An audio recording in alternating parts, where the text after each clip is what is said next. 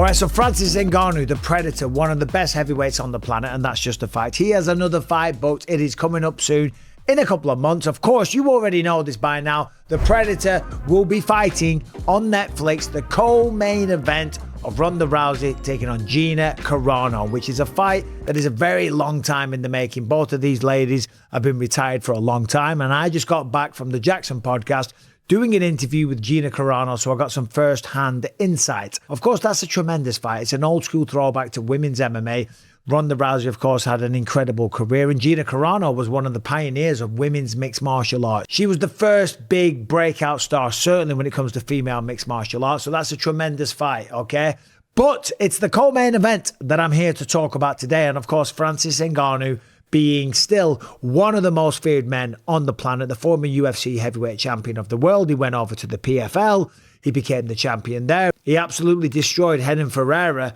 And he had a couple of boxing matches, as we know, and made a fortune. Went up against Tyson Fury, close fight, lost a decision, went up against Anthony Joshua, and the man got smoked. Now, in the meantime, remember, Jake Paul, who's promoting this fight card, MVP, Most Valuable Promotions, they wanted Francis Ngannou to fight Jake Paul. And Francis didn't want to do that. I forget the exact quote, but he thought that was kind of going backwards. I was so confused. I'm like, no, bro, come on.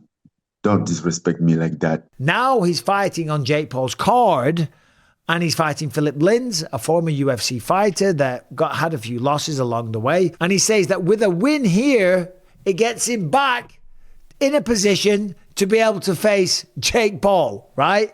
Maybe this means I'm one step closer of knocking out Jake Paul too. I don't know if Jake Paul's going to want to do that. This isn't a video trashing Jake Paul in any way, shape or form. After stepping in there with Anthony Joshua and obviously realizing the consequences of stepping in there with a man that size, with that kind of punching power and the boxing skills that an Anthony Joshua has, and of course having a couple of screws in his jaw because his jaw was broken, I wouldn't advise Jake Paul to take on Francis Ngannou, regardless of how many fights Francis Ngannou goes out there and wins. I'm not trying to rob Francis Ngannou of an opportunity to fight Jake Paul. I'm just saying, if I'm managing Jake Paul, I'm like, okay, that was great. You made a fortune. You got a shit ton of money.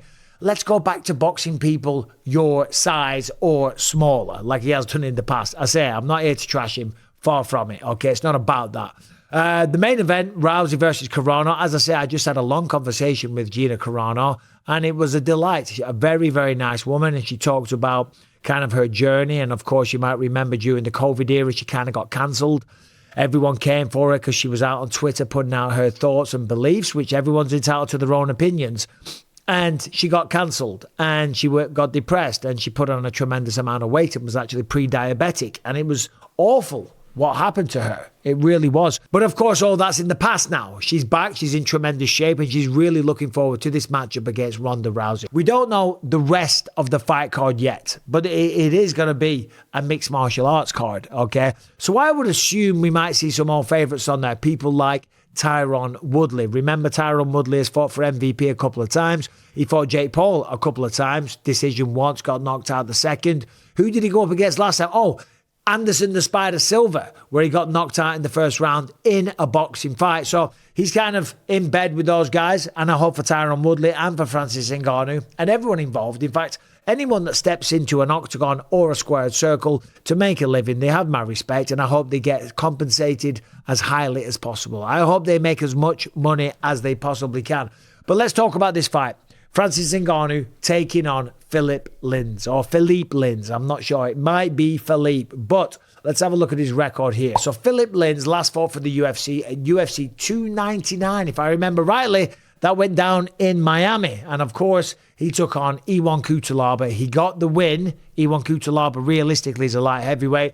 Before that, he beat Maxim Grishin, he beat Vincent Preux, and he beat Marcin Prachnio. So he left the UFC on a 4-fight win streak. There was a couple of losses in there beforehand to Tanner Boser and Andrei Arlovsky, but as I say, he won his last 4. Now, he is 40 years old, and respectfully, he never had the kind of career that Francis Ngannou did. As I say, he was the former UFC heavyweight champ, and he went and, made some money in the boxing world, so fair play to him.